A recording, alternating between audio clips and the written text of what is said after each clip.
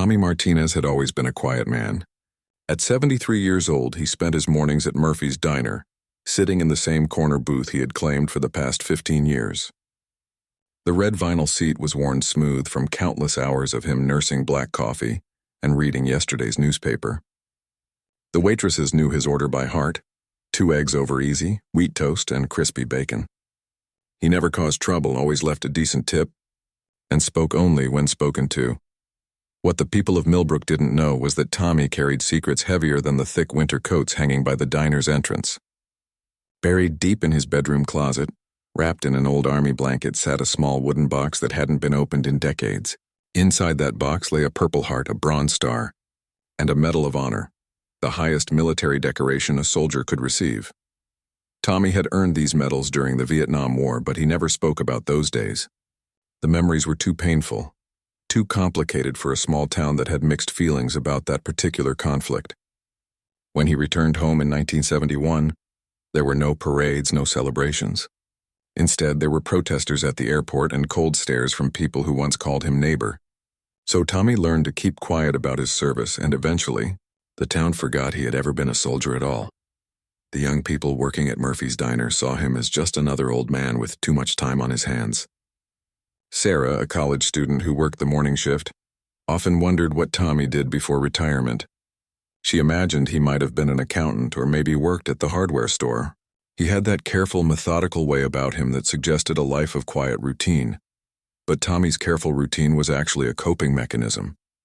Every morning at exactly 7:30, he would walk the 6 blocks from his small apartment to the diner. He would order the same breakfast, sit in the same booth, and read the newspaper from front to back. This predictability helped keep the nightmares at bay, the ones that still visited him on particularly difficult nights. The other regular customers at Murphy's included old Mrs. Henderson, who came in every Tuesday for pie and gossip, and Bob Kramer, a retired postal worker who loved to complain about the government. They all knew each other by sight, but their conversations rarely went beyond weather and local news. Tommy preferred it that way. Deep conversations had a way of leading to questions about the past, and the past was a place Tommy tried hard not to visit.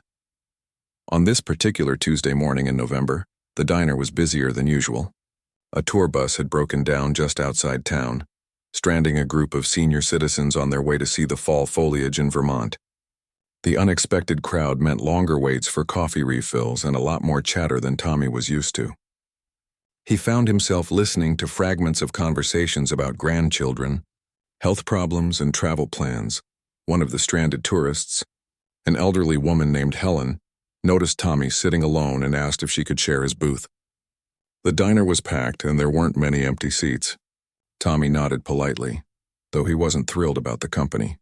Helen was friendly and talkative, the exact opposite of what Tommy needed for his morning routine. "Beautiful little town you have here," Helen said as she settled into the seat across from him. "I bet it has quite a history. My late husband was always interested in local history, especially anything related to the military. He was a Navy man himself, served in Korea." Tommy nodded politely but didn't offer any information about himself. He had become expert at deflecting personal questions over the years. But Helen was persistent in the way that only lonely people can be.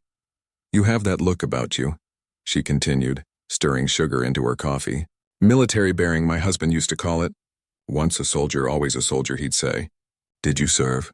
The question hung in the air like smoke from the diner's grill.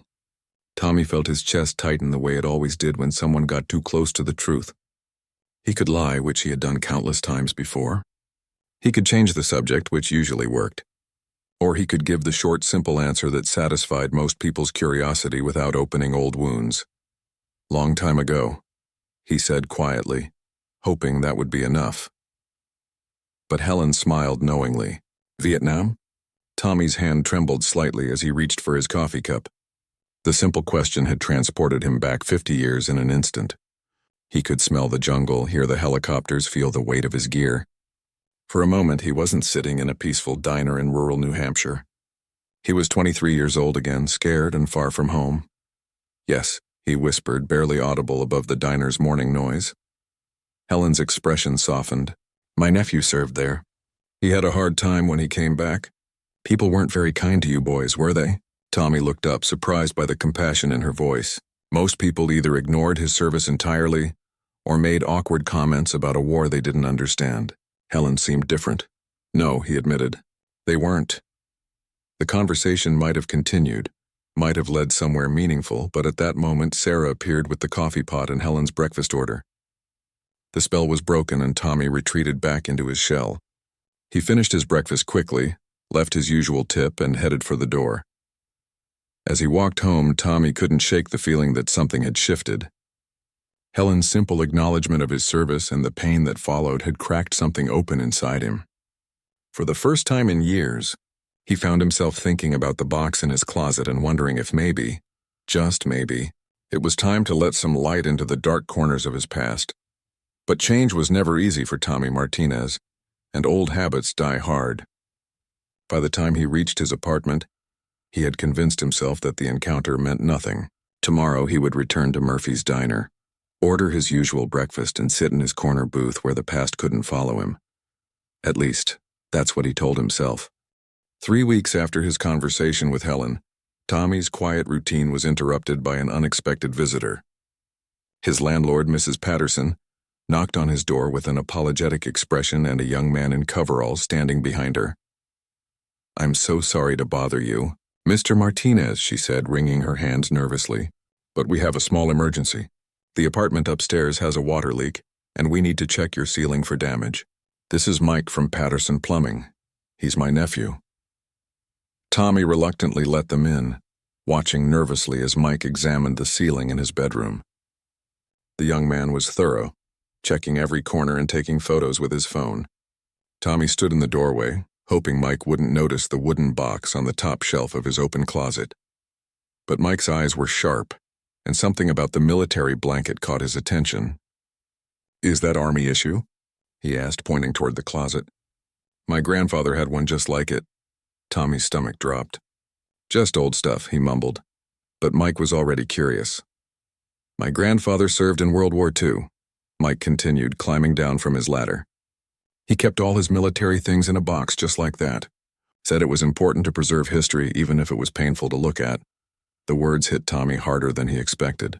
He found himself studying the young man's face, seeing genuine interest rather than judgment.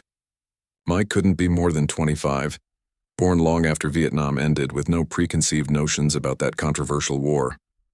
"What branch did you serve in?" Mike asked casually as he packed up his tools. Tommy hesitated. Something about Mike's respectful tone made him want to answer honestly. "Army," he said finally. "Long time ago." "My buddy Jake just got back from Afghanistan," Mike said. "He says it's hard to talk about, but sometimes it helps to share stories with people who understand." After Mike and Mrs. Patterson left, Tommy found himself staring at his closet. The conversation had stirred up feelings he'd kept buried for decades. He thought about Mike's grandfather, proudly preserving his military memories. He thought about Mike's friend Jake, returning from a modern war to what Tommy hoped was a more welcoming home than he had found. That evening, for the first time in 20 years, Tommy climbed onto a chair and carefully lifted the wooden box from its hiding place. His hands shook as he set it on his kitchen table. The box felt heavier than he remembered, weighted down by time and neglect. Inside, wrapped in tissue paper that had yellowed with age, were his medals. The Purple Heart caught the light from his kitchen lamp, its purple ribbon faded but still recognizable. The Bronze Star sat nestled beside it, solid and substantial, and there at the bottom of the box lay the Medal of Honor. Tommy picked up the Medal of Honor with trembling fingers. The star-shaped medal hung from its distinctive blue ribbon dotted with white stars. He had earned this medal on a day he tried not to remember, a day when everything went wrong but somehow ended right, a day when he had saved 17 men at the cost of nearly losing his own life. The memories came flooding back whether he wanted them or not. The ambush that had pinned down his platoon, the desperate radio calls for help that went unanswered, the decision to charge a machine gun nest single-handedly, knowing it was probably suicide but unable to watch his friends die. The explosion that had sent shrapnel tearing through his leg and chest. The long, painful recovery in a military hospital, where nurses whispered about the young soldier who had done something extraordinary. Tommy set the medal down and walked to his bathroom mirror. The man staring back at him was old and tired, with gray hair and deep lines around his eyes. But for just a moment, he could see the 23-year-old soldier who had fought for his country and his brothers in arms. That young man deserved better than to be hidden away in a dark closet. The next morning at Murphy's diner, Sarah noticed something different about Tommy. He seemed more alert, more present somehow. When she brought his coffee, he actually looked up and smiled. "Beautiful morning," he said, glancing out the window at the November sunshine. Sarah was so surprised that she nearly dropped the coffee pot. In all the months she had been serving him, Tommy had never initiated conversation about anything other than his breakfast order. "It really is," she agreed, setting down his cup. "You seem different today, Mr. Martinez." "Good different." Tommy considered her words. He did feel different, though he couldn't quite explain why. Opening that box had been like opening a door to a part of himself he had locked away. It was scary, but also somehow liberating. "Just thinking about old times," he said vaguely. As Sarah walked away, Tommy found himself watching the other customers with new eyes. Bob Kramer was reading an article about Veterans Day, which was coming up next week. Mrs. Henderson was knitting what looked like a scarf in red, white, and blue wool. 2 tables over, a young man in an army uniform was having breakfast with his parents, probably home on leave. For the first time in decades, Tommy felt a connection to the world around him. These people weren't his enemies. They weren't judging him or blaming him for an unpopular war. They were just ordinary Americans going about their daily lives, many of them probably unaware that a genuine war hero sat among them every morning. The young soldier caught Tommy's eye and nodded respectfully. Tommy found himself nodding back, a gesture that felt both foreign and familiar. When the soldier and his family finished their meal, they stopped by Tommy's table. "Thank you for your service, sir," the young man said quietly. "I can tell you're military." Tommy's throat felt tight. "Thank you for yours," he managed to say. After they left, Tommy sat alone with his coffee and his thoughts. Maybe it was time to stop hiding. Maybe it was time to honor the young man he had been and the sacrifice he had made. Maybe it was time to let people know that heroes sometimes looked like quiet old men who just wanted to eat breakfast in peace. But old habits are hard to break, and Tommy wasn't ready for dramatic changes. Still, as he walked home that morning, he made a small decision. He would leave the wooden box on his kitchen table instead of hiding it back in the closet. It was a tiny step, but it felt significant. He had no way of knowing that this small act of courage would soon change everything.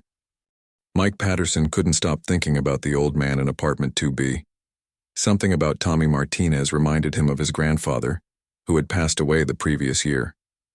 His grandfather had always said that the quiet ones often had the most interesting stories to tell. After finishing his plumbing work for the day, Mike found himself at the local library talking to Mrs. Roberts, the head librarian who had lived in Millbrook her entire life. She was known for keeping track of everyone's history, and Mike hoped she might know something about Tommy's military service.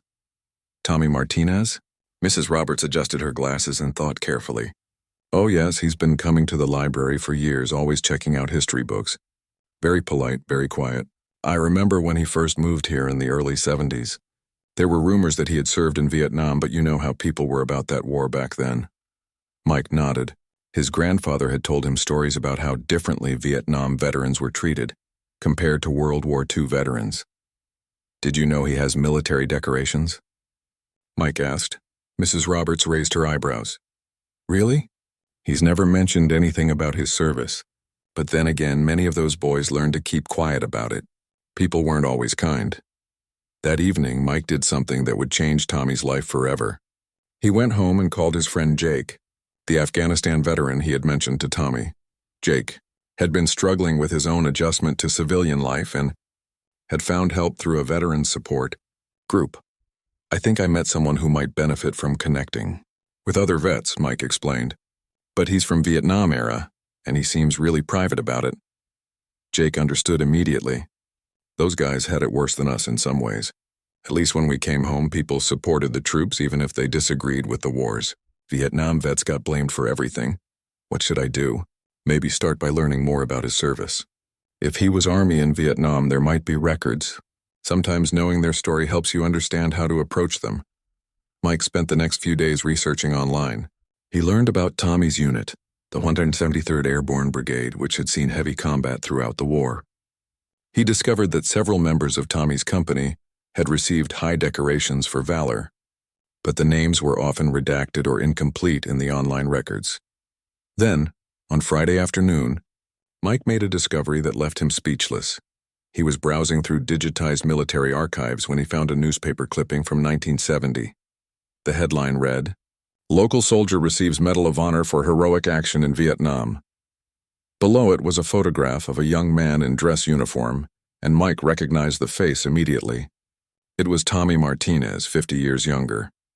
The article described how Private First Class Thomas Martinez had single-handedly assaulted an enemy machine gun position to save his surrounded platoon. Despite being severely wounded, he had continued fighting until reinforcements arrived. 17 men owed their lives to his actions. Mike stared at the computer screen in amazement. The quiet old man who ate breakfast at Murphy's Diner every morning was a genuine American hero, holder of the nation's highest military honor. And apparently nobody in town knew. The article mentioned that Tommy had been presented with the Medal of Honor at a ceremony in Washington, D.C., but there was no follow-up story about his return home. Mike suspected that Tommy had come back to a town that was more interested in forgetting about Vietnam than celebrating its heroes. Mike printed the article and sat in his truck outside the library, trying to decide what to do with this information. He thought about his grandfather, who had always said that heroes deserve recognition, especially the ones who don't seek it for themselves.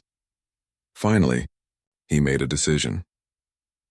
The next morning, Mike showed up at Murphy's Diner during the breakfast rush. He spotted Tommy in his usual corner booth, reading the newspaper and nursing his black coffee. Taking a deep breath, Mike walked over and asked if he could sit down. Tommy looked surprised but nodded toward the empty seat across from him. "I hope you don't mind," Mike said quietly, "but I did some research after I met you the other day. My grandfather always told me to learn about the heroes in my community." He placed the printed article on the table between them. Tommy's face went pale as he saw the headline, and his own young face staring back at him. His hands began to shake, and for a moment Mike worried that the old man might have a heart attack. "Where did you find this?" Tommy whispered. "Military archives online. Mr. Martinez, do you realize what this means? You're a Medal of Honor recipient. You're one of only a few thousand men in American history to receive this honor." Tommy stared at the article, and Mike could see tears forming in his eyes. "That was a long time ago," he said finally. "Different world back then.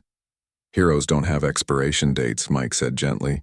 "What you did matters just as much today as it did 50 years ago. Those 17 men you saved probably had families, children, grandchildren. You gave them their futures." Around them, the diner continued its morning routine. Sarah refilled coffee cups, the cook called out orders, and customers chatted about local news and weather.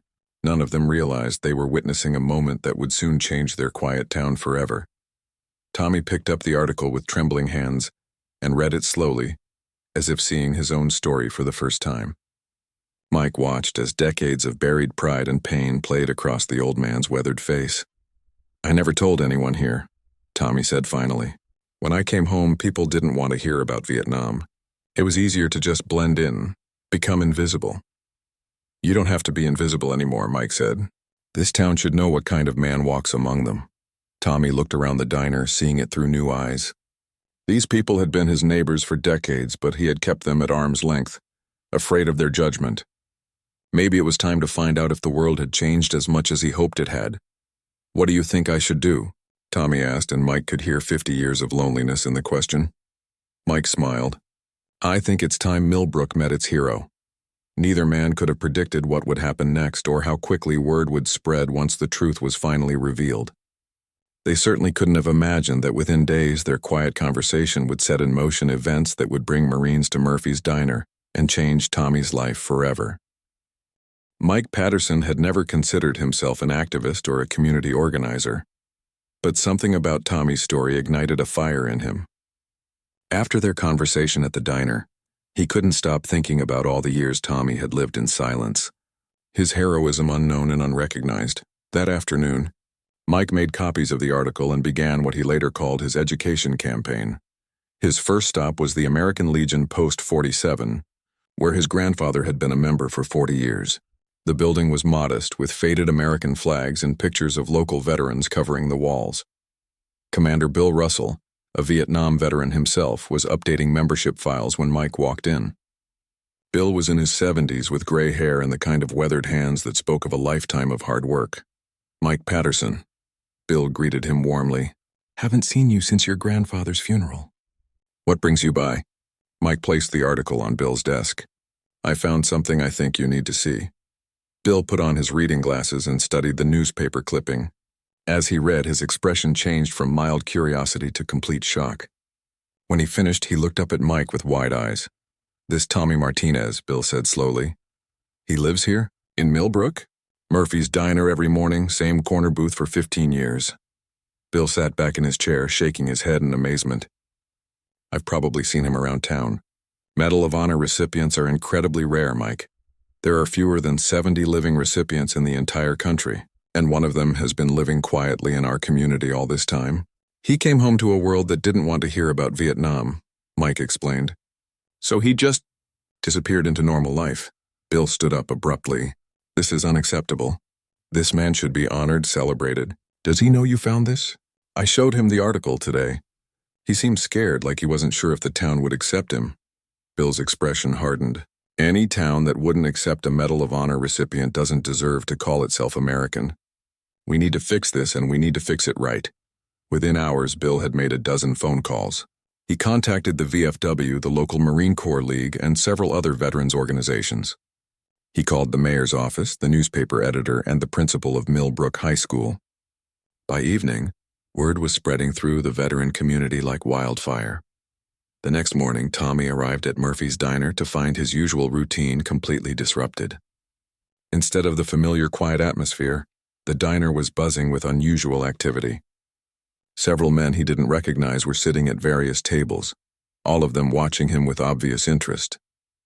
As Tommy made his way to his corner booth, a tall man with a military bearing approached him. "Mr. Martinez? I'm Bill Russell, commander of American Legion Post 47. I wonder if I might have a word with you." Tommy's first instinct was to flee, but something about Bill's respectful tone made him pause. "I suppose," he said cautiously. "Sir, I want you to know that the veteran community in this area considers it an honor to have you among us. We had no idea we were sharing our town with such a distinguished soldier." Other men began approaching the table. There was Frank Morrison from the VFW, whose father had served in World War II. Tom Bradley, a Marine veteran from the Gulf War. Jake Williams, Mike's friend who had recently returned from Afghanistan. "Mr. Martinez," Jake said, "Mike told me about you. I just want to say that what you did in Vietnam matters to those of us serving today. You're part of a tradition of courage that inspires us." Tommy felt overwhelmed by the attention. For decades, he had avoided conversations about his service, and now he was surrounded by veterans who wanted to acknowledge it. Part of him wanted to run. But another part, a part he had kept buried for 50 years, felt a warmth he hadn't experienced since his Army days. "I don't know what to say," Tommy admitted. "You don't have to say anything," Bill assured him. "We just wanted you to know that you're not alone anymore. The Brotherhood of Veterans spans all wars, all generations. You're part of our family." Sarah, who had been watching from behind the counter, approached with a fresh pot of coffee. "Mr. Martinez," she said quietly, "I had no idea. I'm sorry if I ever seemed, I wish I had known." "You treated me just fine," Tommy said, and he meant it. Sarah had always been kind, even when he was just a quiet old man who left small tips and kept to himself. As the morning progressed, more people arrived. Mayor Patricia Chen stopped by during her coffee break and personally thanked Tommy for his service. High school principal Robert Hayes asked if Tommy might consider speaking to students about his experiences. Even Father McKenna from St. Mary's Catholic Church came by to introduce himself. Tommy began to realize that Millbrook in 2023 was very different from the town he had encountered in 1971. These people weren't angry about Vietnam or looking for someone to blame. They were genuinely grateful for his service and eager to welcome him into the community. But the most significant moment came when a young mother approached his table. She was carrying a baby and holding the hand of a small boy who couldn't have been more than 5 years old. "Mr. Martinez," she said nervously, "my grandfather was Robert Chen. He served in your unit in Vietnam." Tommy's breath caught. "Bobby Chen?" "Yes, sir. He talked about you until the day he died. He said you saved his life."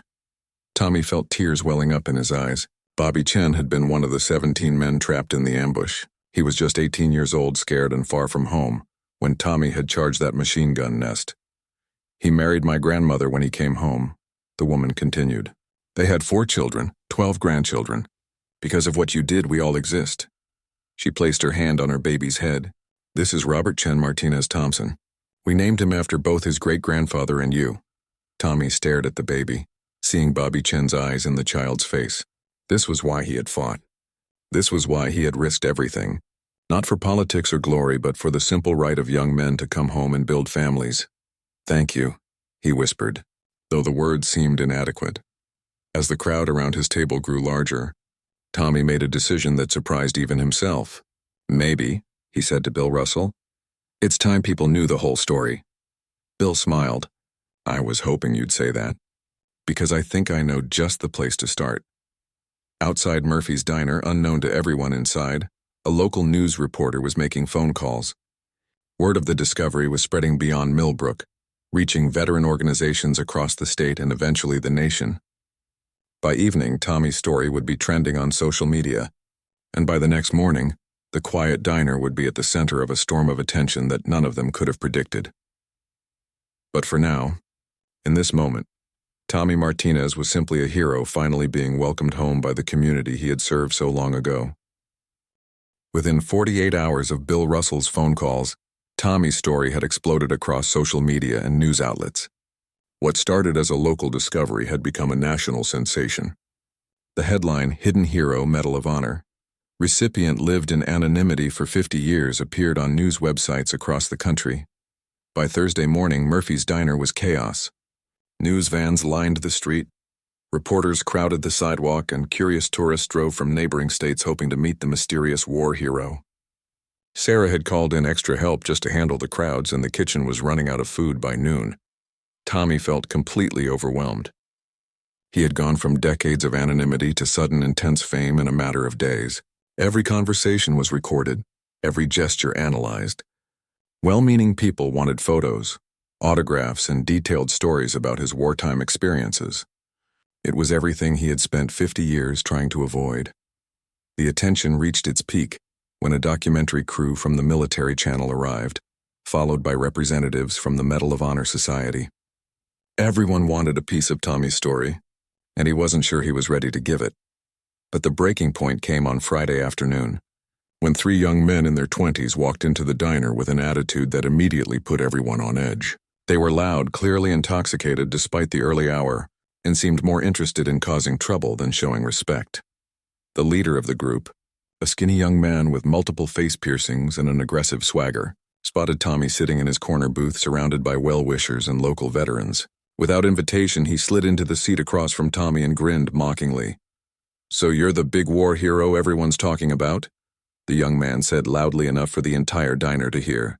"Tommy Martinez, Medal of Honor winner." Tommy felt his chest tighten. Something about the young man's tone set off alarm bells, but he tried to remain polite. "Yes, I served my country." The young man laughed harshly. "Served your country? Dude, you killed people in a war that shouldn't have happened. Vietnam was a joke, and everyone knows it." The diner fell silent. Conversation stopped mid-sentence. Coffee cups paused halfway to lips, and even the kitchen grew quiet. Bill Russell, who had been sitting at a nearby table, started to stand up, but Tommy held up a hand to stop him. "You're entitled to your opinion," Tommy said quietly. "My opinion?" The young man reached into his jacket and pulled out his phone. "Check this out, old man. This is what real people think about your little medal." He scrolled through social media posts and began reading aloud. Here's a good one. "Another old killer getting praised for murder." And this one, "Medal of Honor. Participation trophy for imperialism." Oh, here's my favorite. "Vietnam vets are just hired killers with PTSD." Tommy's face went pale. Around the diner, people looked horrified by the young man's cruelty, but he seemed to be enjoying the attention. "You want to know what I think about your precious medal?" the young man continued, his voice getting louder. "I think it's a piece of junk given to you for doing junk in a junk war." He reached across the table and grabbed the Medal of Honor, which Tommy had finally begun wearing on a chain around his neck. Before anyone could react, he held it up and began laughing. "Look at this thing," he sneered. "Fancy ribbon and a shiny star. They probably give these out like candy. What did you do anyway? Kill some farmers? Burn down a village?" The mockery continued for several more minutes. The young man made jokes about PTSD, questioned whether Tommy had actually earned his medal, and suggested that all Vietnam veterans were either liars or murderers. His friends laughed and encouraged him, filming the encounter on their phones. Tommy sat frozen, watching 50 years of buried shame and pain come flooding back. This was exactly what he had feared all those years ago. This was why he had hidden his service, why he had lived in silence. The anger and hatred were still there, just waiting for the right moment to surface. "You know what's really funny?" the young man said, still holding Tommy's medal. "Old guys like you walking around thinking you're heroes when really you're just reminders of America's biggest mistake. Nobody cares about Vietnam anymore, Grandpa. Your war was pointless, your medals are meaningless, and you're just a relic from a time everyone wants to forget." Around the diner, people were getting angry. Jake Williams had his hands clenched into fists. Frank Morrison was reaching for his phone to call the police. Sarah looked like she wanted to throw the young man out physically, but Tommy just sat there, taking it all. Every cruel word, every mocking laugh, every dismissive gesture. This was his nightmare come to life. Public humiliation for something he had done out of love for his fellow soldiers and his country. The young man finally tossed the medal back onto the table with disgust. "Keep your war trophy, old man. But don't expect everyone to pretend you're some kind of hero just because you survived a war nobody wanted." As he stood to leave with his friends, still laughing and making jokes, Tommy picked up his medal with shaking hands. The chain was broken and the ribbon was torn. But worse than the physical damage was the emotional devastation of having his worst fears confirmed. The diner remained silent for several moments after the young men left. Then Bill Russell approached Tommy's table, his face red with anger. "Tommy, I am so sorry. Those kids don't represent this community or this country. What they did was inexcusable." But Tommy was already standing up, his breakfast untouched, his medal clutched in his trembling hand. "Maybe they're right," he said quietly. "Maybe some things are better left buried." Before anyone could stop him, Tommy walked out of Murphy's diner and headed home, leaving behind a room full of people who desperately wanted to comfort him but didn't know how. What none of them knew was that outside in the parking lot, someone had been watching the entire encounter unfold. Someone who had been driving past, seen the commotion, and decided to investigate. Someone whose presence would soon turn this moment of crushing defeat into something entirely different. Master Sergeant Rodriguez of the United States, Marine Corps, had been traveling through New Hampshire on his way to a veterans event in Vermont when he saw the news vans and decided to stop. He had witnessed the young man's cruel performance through the diner window, and he was not pleased. As Tommy walked slowly toward his apartment, broken and defeated, Rodriguez was already on his phone, making calls that would bring more Marines to Millbrook than the small town had ever seen before. Tommy Martinez spent Saturday morning in his apartment, staring at his broken Medal of Honor and questioning every decision he had made over the past week. The torn ribbon and damaged chain seemed to symbolize everything he felt about himself. Broken, worthless, forgotten by a world that had moved on without him. He had unplugged his phone after dozens of calls from reporters, veterans organizations, and well-meaning neighbors. The wooden box that had held his medals for 50 years sat open on his kitchen table, and Tommy found himself wondering if it was time to pack everything away again, this time for good. The young man's words echoed in his head. "Your war was pointless. Your medals are meaningless, and you're just a relic from a time everyone wants to forget." Maybe it was true. Maybe he had been fooling himself to think that his service had mattered, that the lives he had saved were worth the pain he had carried all these years. Around noon, Tommy heard vehicles pulling up outside his apartment building. He ignored them, assuming they were more reporters or curiosity seekers drawn by the news coverage. But then he heard something that made him freeze, the sound of military boots marching in perfect synchronization on the pavement below. Unable to resist, Tommy moved to his window and looked down. What he saw took his breath away. Marching up the street in perfect formation were 12 United States Marines in full-dress blue uniforms. Their movements were precise, their bearing proud, and they were headed directly toward his building. Leading them was Master Sergeant Rodriguez, a man whose presence commanded respect even from a distance. Behind the Marines came more military personnel, Army soldiers, Navy sailors, Air Force airmen, and Coast Guard members. Some were active duty. Others were clearly veterans of various ages. They formed ranks outside Tommy's apartment building and stood at attention, creating an honor guard that stretched the entire length of the block. Tommy's hands shook as he watched more vehicles arrive. A Marine Corps van pulled up, followed by cars containing local veterans from the American Legion and VFW. Bill Russell was there, along with Jake Williams, Frank Morrison, and dozens of other veterans Tommy had met over the past week. Then came the surprise that nearly brought Tommy to his knees. A charter bus pulled up and out stepped 17 elderly men, some using walkers, others moving slowly but with determination. Tommy recognized them immediately, even after 50 years. They were the survivors of his unit from Vietnam, the men whose lives he had saved on that terrible day in 1970. Master Sergeant Rodriguez stepped forward and spoke in a voice that carried clearly to Tommy's second-floor window. Mr. Thomas Martinez, by order of the Commandant of the Marine Corps, and at the request of the Medal of Honor Society, you are hereby requested to present yourself for a ceremony honoring your distinguished service to the United States of America. Tommy's legs felt weak. He had spent 2 days believing that his service meant nothing, that his sacrifice had been forgotten. Now an entire street full of military personnel was waiting to honor him, but still he hesitated. The cruel words from Friday still stung, and part of him wondered if this was just pity, a sympathy gesture for a broken old man. Then he heard another voice, one that transported him back 50 years in an instant. Tommy Martinez, get down here, you stubborn hero."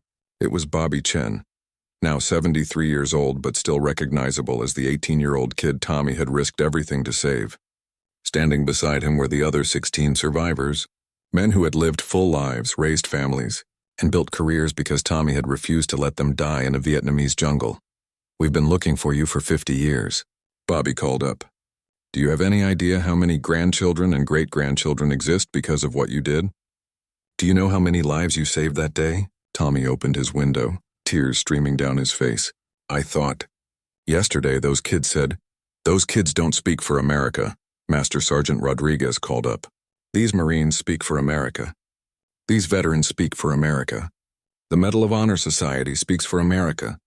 And America says you are a hero, sir." One by one, the 17 survivors began sharing their stories with the crowd. Bobby Chen talked about becoming a teacher and inspiring thousands of students. Frank Rodriguez described his career as a doctor, saving lives just as Tommy had saved his. Michael O'Brien spoke about his 4 children and 8 grandchildren, all of whom existed because Tommy had charged that machine gun nest. The crowd that had gathered was no longer just military personnel. Word had spread through Millbrook, and hundreds of townspeople had come to witness the ceremony. Sarah from Murphy's Diner was there with her entire family. Mrs. Patterson, Tommy's landlord, stood with tears in her eyes. Even Mike Patterson, whose discovery had started this entire chain of events, watched from the sidewalk with obvious pride. "Mr. Martinez," Master Sergeant Rodriguez continued, "these Marines have traveled from bases across the country to honor you. We have Marines here from Camp Lejeune, Quantico, and Camp Pendleton. We have representatives from every branch of service, and we have something that belongs to you." He held up a new Medal of Honor, identical to the one that had been damaged the day before. The Medal of Honor Society heard about yesterday's incident. They wanted you to know that the actions of a few disrespectful individuals cannot diminish the significance of your service or the respect that millions of Americans have for your sacrifice. "Please, sir," called out one of the younger Marines, "come down and let us show you the honor you deserve." Tommy looked around his small apartment one more time. For 50 years, this had been his refuge, his hiding place from a world he thought had rejected him. But that world was gone. The people waiting for him outside represented a different America, one that understood the difference between opposing war and honoring warriors. He picked up his broken Medal of Honor, put on his best shirt, and walked downstairs. As Tommy emerged from the building, the entire formation came to attention and rendered a perfect salute. The sight of hundreds of military personnel honoring him was overwhelming. But what moved him most were the faces of his old unit. Men he had thought about every day for 50 years. Master Sergeant Rodriguez approached and handed Tommy the new medal. "From a grateful nation, sir. and from Marines who understand what it means to leave no one behind. As Tommy accepted the medal, Bobby Chen stepped forward and embraced his old friend. "Thank you," he whispered. "Thank you for giving us our lives back." The ceremony continued for over an hour. Tommy was presented with letters from the President, the Secretary of Defense, and military leaders from around the world. But more importantly, he was embraced by a community that finally understood who had been living quietly among them all these years.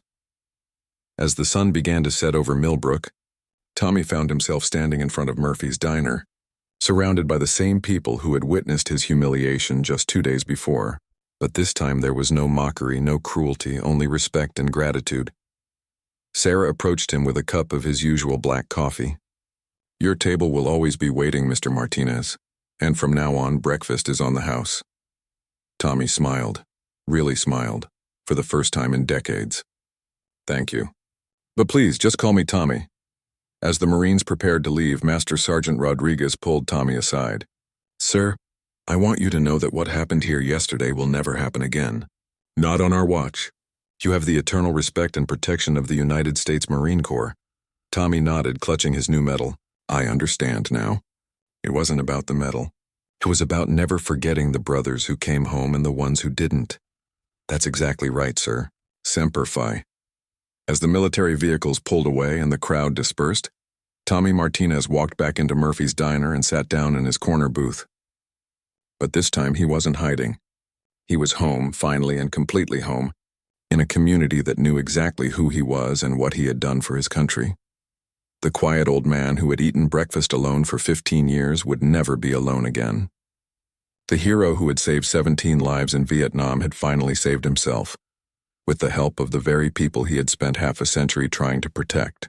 And in a small town in New Hampshire, the meaning of honor, sacrifice, and coming home had been redefined forever.